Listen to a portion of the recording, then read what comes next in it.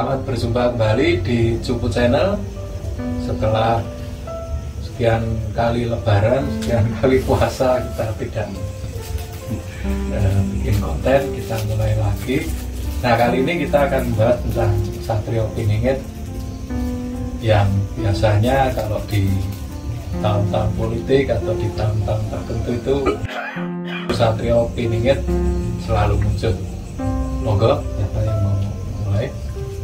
Jadi kan kita bahas dari sejarahnya dulu ya. Kalau kita melihat Satrio Piningit itu, ya istilahnya kan kalau di Jawa itu kan beliau yang akan menjadi Ratu Adil gitu. Nah, Ratu Adil itu kan sebenarnya kalau di belahan dunia yang lain, khususnya itu kan awal mulanya itu kan dari bangsa Yahudi kan, ketika mereka itu kan tercerai berai setelah Nabi Sulaiman itu sudah nggak ada atau King Salomo itu nggak ada, terus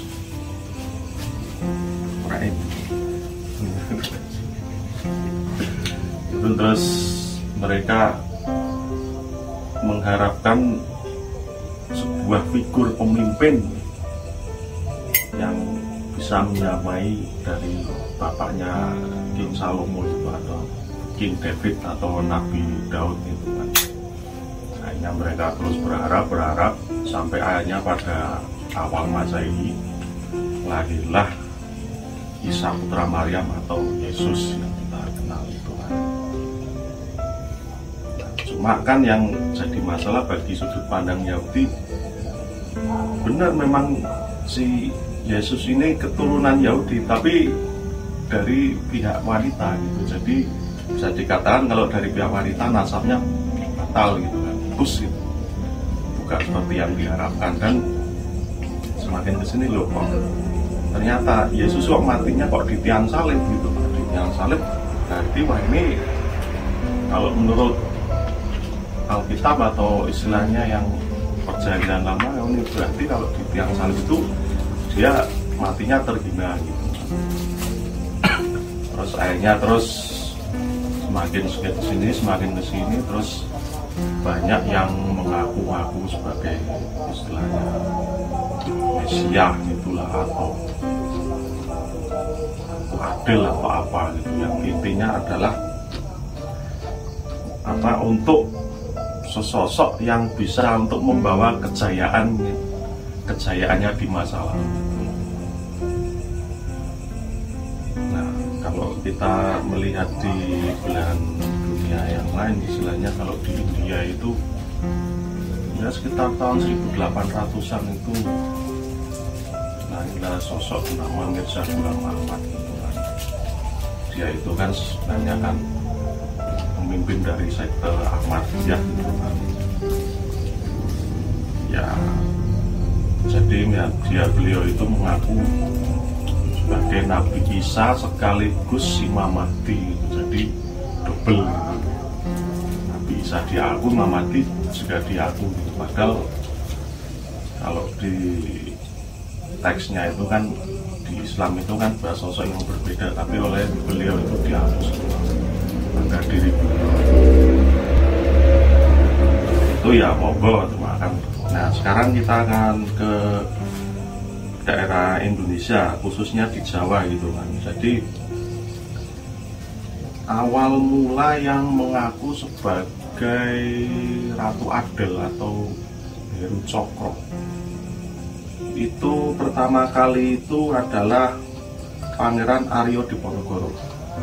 Pangeran Aryo Diponegoro ini anaknya Pakubuwono yang pertama. Beliau itu mengaku sebagai Raja Madiun dan mengaku gelarnya Heru Cokro. Nah, terus akhirnya beliau itu menginspirasi Pangeran Diponegoro yang kita kenal saat ini. Pangeran Diponegoro yang kita kenal saat ini yang sekitar tahun 1800-an itu juga beliau mengaku Heru Cokro gitu kan. Nah, terus semakin kesini ada yang namanya Bos Cokro Aminoto. Bos Cokro Aminoto ini juga saya nggak tahu persis apakah beliau itu mengaku sebagai Ratu Adil, cuma beliau itu pada masa kecilnya itu julukannya Heru, sengaja namanya Cokro, ini kan jadi Heru Cokro. Tapi beliau itu adalah gurunya Pak Karno, gurunya terus Kartosuwiryo dan beberapa lagi yang mereka itu semua proklamator gitu. Yang satu memproklamirkan negara Indonesia, yang satu negara Indonesia Islam apa itu RIS atau apa yang akhirnya jadi DITII. Nah terus semakin kesini semakin banyak yang mengaku Ratu Adil itu, misalnya si almarhum siapa itu Lia Eden atau siapa gitu. Dan masih banyak lagi. Terus kan istilahnya fenomena ini kan ada kan di setiap zaman itu, bahkan di setiap bangsa mungkin juga ada seperti itu. Nah, apakah ini sebenarnya merupakan gejala sosial bahwa untuk membangkitkan sebuah pengharapan dari sebuah keputusasaan? Apakah memang seperti itu atau gimana? Iya, pripun Mas ini?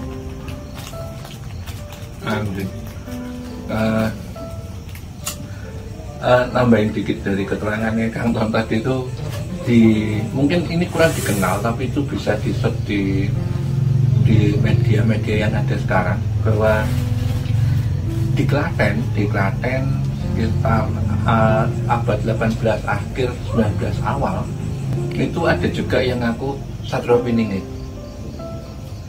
Bahkan gerakan itu cukup masif. Terus kemudian ada penangkapan dari Belanda, dan ironisnya si tokohnya itu meninggal dalam penjara gantung diri.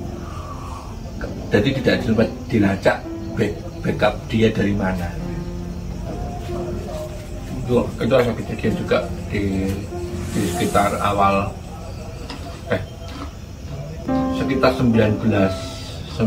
sekitar awal 19 akhir 18 itu ada kejadian di Klaten. Dan dalam beberapa buku yang saya baca itu kan, masyarakat Jawa itu dikenal sebagai masyarakat yang sangat susah sekali digerakkan, kecuali digerakkan dengan hal-hal yang berbau mistis. Makanya ketika kita mendengar tentang Nyi Ratu Kidul, terus kemudian cita-cita tentang wali, itu kenapa kok kaitannya sangat mistis sekali? Karena memang orang Jawa itu biasanya senang banget, suka sekali dengan hal-hal yang berbau mistis. Bahkan hal-hal yang berbau mistis itu bisa menggelorakan yang hasilnya sangat luar biasa untuk semangatnya. Tapi permasalahannya kan sebenarnya Ratu Adil itu ada atau tidak, itu kan jadi tanda tanya besar. Apalagi akhir-akhir ini ketika pemilihan presiden setiap 5 tahun sekali, itu yang ngaku Satrio ini kalau tiap hari ada terus, itu kan juga nggak ngerti itu sebenarnya tungguan atau memang itu cuma hanya untuk manipulasi pikiran orang-orang supaya memenangkan calonnya dan macam-macam. Jadi ya mungkin ya banyak hal yang perlu didiskusikan. Monggo jadi nambahin. Bahkan itu yang waktu menjelang SBY jadi presiden, yang periode pertama dan kedua itu ada bukunya Satrio Piningit dari Pacitan. Ya, monggo tergantung terserah pengarangnya. Cuma memang ya, seperti katanya Mas Riun tadi, bahwa masyarakat kita itu akan sangat mudah untuk digerakkan oleh sebuah cerita-cerita yang berbau mistis dan lain sebagainya. Dan untuk yang istilahnya ya memang seperti itu karakternya, ya bukan ini sebuah masyarakat terbelakang, enggak, cuma memang karakternya seperti itu, ya itu adanya seperti itu ya. Mas Agung, tapi itu ada nggak tuh di apa Jongko diserat diat itu ada, cuma Satrio Piningit itu ada, cuma itu di Serat Lambang Projo itu, cuma itu terbitan tahun 1922 kalau nggak salah dari penerbitnya Tantun Sri Kediri itu, pengarangnya itu Mangunwijoyo. Jadi disebutkan ceritanya itu kan antara Raden Patah dan Sunan Kalijogo itu kan ada dialog gitu. Si Raden Patah itu tanya, zaman istilahnya yang benar-benar zaman si adil itu kapan, atau adil-adilin adil atau adil kaping telu gitu kan, adil-adilin adil 3 kali atau adil kaping telu. Nah, terus di situ terus disebutkan oleh Sunan Kalijogo itu kan nyatakan jebeng terus itu kan ketika apa itu Sabto Ngesti Nyawiji gitu, atau kalau di Masehi kan 1945 kan, cuma kan itu kan pas proklamasi itu kan, itu nanti bakal terjadinya adil-adilin adil gitu, atau adil kaping telu. ya, tapi itu kan bukan sosok, artinya kan Iya. zaman adil, Tapi tapi bukan kehadiran si Satrio Piningit atau Ratu Adil. ya, cuma kan dari situ kan terus berkembang gitu kan, banyak yang mengaku-ngaku. Kalau dari sastranya itu Sakalotido. Nah, di Sakalotido itu diterangkan sampai ciri-cirinya, sampai senjatanya Trisula Wedo, terus apa lagi? Trisula Wedo, terus beserta ramalan-ramalan zamannya yang mendekati kapan kemunculannya itu di Serat Kalatido. Kalatido yang diklaim, walaupun sebenarnya nggak ngerti yang ngarang siapa. Nganu Ronggo Warsito. Iya, tapi diklaim karangan Ronggo Warsito, tapi aslinya nonem lagi. Mungkin maksudnya tambah. Oh, yang kemunculan Srengenge Kembar itu udah karangan-karangan beda lagi. Noto Nagoro. Jadi memang banyak ramalan-ramalan yang menyangkut Satrio Piningit itu. Ya, untuk yang Surya Kembar itu kan sebenarnya Ronggo Warsito itu jongko untuk kejadian kerajaan yang akan terjadi kerajaan. Surya Kembar juga kan udah rajanya 2. Artinya dia memang mendekati. Tapi mengenai kembali ke Satrio Piningit itu sampai ada beberapa versi, ada berjilid-jilid, ada Satrio Adil, Satrio Kinuzoro, Pangrane Gapura, Pambuka. Itu ada nggak di masalahnya, ada nggak yang sastra tertulis? Tapi Kalau itu kan kebanyakan mungkin dikarang, digaduk-gaduknya untuk capres biasanya. Ya, biasanya begitu. Nah, pada sekarang itu kan masa sekarang itu kan Satrio Piningit Pambukaning Gapura. Nah, besok yang akan terpilih itu sebenarnya itu Satrio Piningit Sinisian Wahyu. Menurut data itu loh ya. itu kalau nggak salah cuma seratnya apa lupa itu di karangan Ronggo Warsito. Kalau tidak atau apa gitu. Nah, jadi kan urutannya itu kan ada Satrio Kinunjoro Murwo Kucoro kan diklaim sebagai Pak Karno. Pak Karno.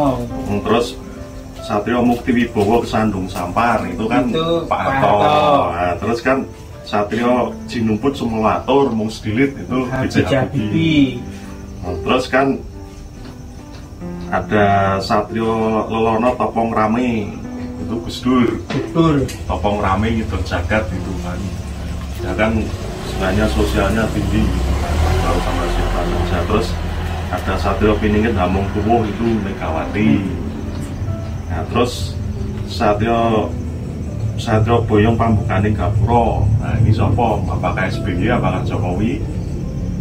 Nah, terus yang terakhir itu ada Satrio Pinandito Sinisian Wahyu. Lah ini yang terakhir ini yang diklaim istilahnya ini yang paling cocok sebagai Satrio Piningit. Sopo itu? Sopo? Yang Pinandito dari calon-calon yang ada itu nggak ada yang Pinandito. Ya mungkin Jokowi karena beliau itu kurus kan, jadi kan Pinandito kan, jadi kuat topone, kuat leposo. Bisa jadi. Cuma yang aneh itu gini, namanya sandinya itu kan Satrio Piningit ya, jenengnya Piningit, lah kok dicari kan? Harusnya kalau Piningit kan bukan orang terkenal ya, harusnya logikanya Awung Kipingit toh. Ya, kalau menurut saya itu kan Satrio Piningit itu artinya si pelaku sendiri nggak mengaku dirinya Satrio Piningit. Artinya itu bisa ketemu kalau ciri-ciri yang ada pada pimpinan yang sekarang atau yang masa lalu itu ciri-cirinya mendekati yang tertulis di situ. Itu hanya digaduk-gaduk. Jadi tapi nek sing nata negara itu kan terus digaduk gitu. Nata bangsa. Itu kan nama orang sebenarnya Notonegoro.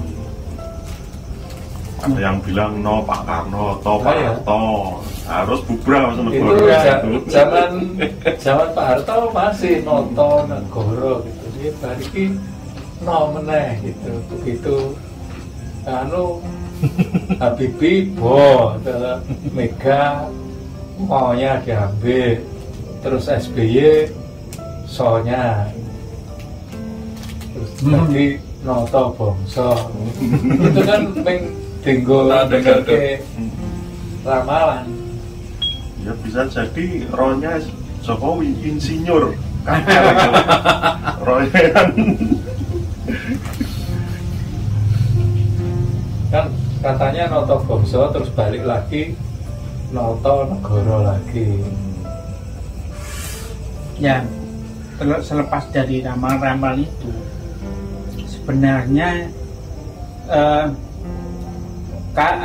ramalan itu dibuat untuk pengharapan orang-orang, terutama orang Jawa ya. Ada yang tradisi zaman dulu bangsa sudah dipercaya meramal yang kejadian yang akan datang.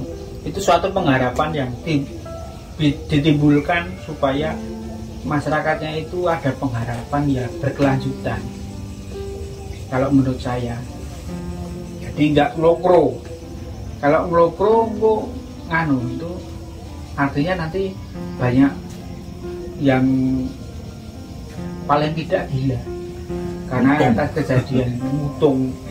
Ya kalau menurut saya itu ada dua. Jadi yang pertama ya itu kerinduan masyarakat untuk punya pemimpin yang adil, yang makmur, yang jadi masyarakatnya apa ya karena waktu itu apa mungkin ekonominya masih belum baik, jadi pengennya ada ratu adil yang atau satrio yang bisa membawa kemakmuran atau bisa membawa kejayaan gitu. Itu yang pertama, mungkin itu satu apa ya, satu harapan aja masyarakat untuk punya pemimpin seperti itu. Itu yang kedua, mungkin kalau yang di serat-serat itu cuma mungkin itu adalah satu gambaran pemimpin yang ideal itu seperti ini itu. Jadi ada dua kemungkinan. Mungkin itu nek pemimpin yang apa ideal itu ciri-cirinya seperti satrio ini. Jadi seperti itu mungkin juga terpengaruh dengan paham tadi akan ada Imam Mahdi itu kan ya. Itu juga berpengaruh sekali supaya masyarakat itu ya sebetulnya bukan untuk memotivasi, tapi orang yang masyarakatnya udah frustasi terus pengen kok apa nggak berubah-ubah merindukan sosok tadi Satrio Piningit, Satrio, karena kan kalau jongko yang lain itu masih ada perakitan sidik itu terwujud gitu loh. Terus di serat-seratnya itu jelas gitu. Itu kalau saya sih, saya masih bisa meyakini, masih bisa mempercayai soal ramalan ke depan ya, karena saya mengalami ramalan yang disampaikan secara tutur itu, dan itu terbukti, padahal itu sudah disampaikan sebelum itu terjadi. kejadian.